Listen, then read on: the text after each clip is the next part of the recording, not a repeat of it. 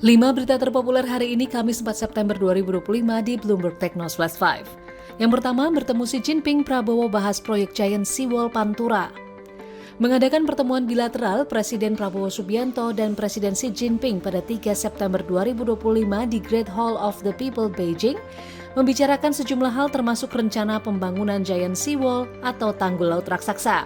Tanggul ini akan dibangun di pesisir utara atau Pantura Jawa sebagai upaya mitigasi dampak perubahan iklim dan kenaikan permukaan air laut.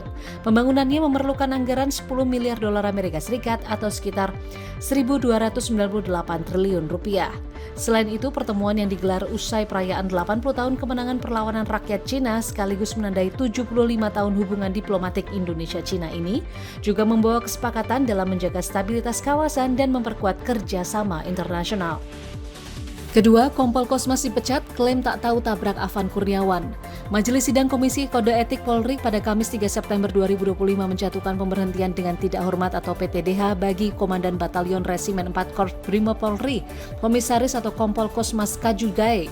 Ia dinilai tidak profesional dalam menangani aksi demo hingga melindas dan menewaskan pengemudi ojek online Afan Kurniawan. Selain PTDH, Kosmas juga mendapat sanksi administratif, yaitu penempatan pada tempat khusus atau patsus selama 6 hari pada 29 Agustus hingga 3 September 2025 di ruang patsus Biro Provos Polri yang sudah dilaksanakan. Dalam sidang selama 12 jam ini, Kosmas mengaku tak mengetahui jika kendaraan rantis telah menewaskan Afan. Ia baru mengetahui setelah tiba di markas. Selama sidang, Kosmas juga terus-menerus meminta maaf pada keluarga korban. Hal ini membuatnya ragu meminta banding atas putusan majelis etik. Ketiga, Sri Mulyani curhat lukisan bunga kesayangannya dijarah. Menteri Keuangan Sri Mulyani Indrawati meluapkan curahan hatinya melalui akun Instagram. Ia menyoroti lukisan bunga hasil karyanya sendiri yang turut dijarah massa pada akhir Agustus lalu. Menurutnya, lukisan itu merupakan refleksi pribadinya 17 tahun lalu yang memiliki nilai emosional tinggi baginya. Sri Mulyani bahkan menyebut kehilangan lukisan itu bukan sekedar kehilangan benda, namun juga memudarnya rasa aman, kepastian hukum, dan rasa peri kemanusiaan yang adil dan beradab di bumi Indonesia. Meski demikian, ia juga menyatakan ada kehilangan yang lebih besar, yakni nyawa sejumlah pihak termasuk Afan Kurniawan.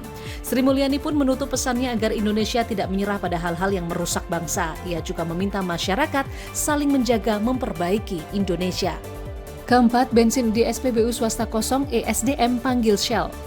Dirjen Migas Kementerian ESDM Laude Sulaiman pada 3 September menyatakan akan memanggil Badan Usaha atau BU Hilir Migas terkait isu kekosongan bensin RON 92 dan 95 di SPBU swasta beberapa waktu ini. Pihaknya akan memanggil perwakilan operator SPBU swasta seperti Shell, BPAKR, dan Vivo, serta PT Pertamina pekan depan. Sementara Wakil Menteri ESDM Yulio Tanjung menyatakan pemanggilan ini untuk membahas sinkronisasi proses impor minyak dan BBM antara Pertamina dengan BU swasta. Pihaknya juga sudah menerima masukan dari BU Hilir Migas terkait data volume kebutuhan impor, baik oleh Pertamina maupun operator SPBU swasta. Data ini akan disesuaikan dalam rapat nanti dan kemudian Yulio juga menegaskan pembahasan kebutuhan impor akan disesuaikan dengan neraca komoditas. Kelima, krisis politik Thailand memanas usai PM Paetongtarn lengser.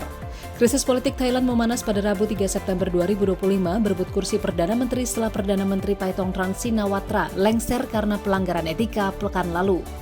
Partai Reformis People's Party pun menyatakan mendukung politisi konservatif Anutin Charnvirakul dengan syarat Anutin harus menggelar pemilu baru dalam waktu 4 bulan.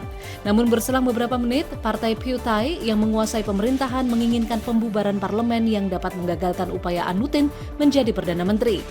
Drama politik di Thailand ini berimbas pada perekonomian. Pemerintah Thailand bahkan memangkas proyeksi pertumbuhan tahun ini menjadi hanya 2%. Sementara baht mata uang Thailand melemah dan imbal hasil obligasi juga menurun tajam. Itu dia 5 berita terpopuler pilihan Bloomberg Technos hari ini. Ikuti terus update selanjutnya di www.bloombergtechnos.com.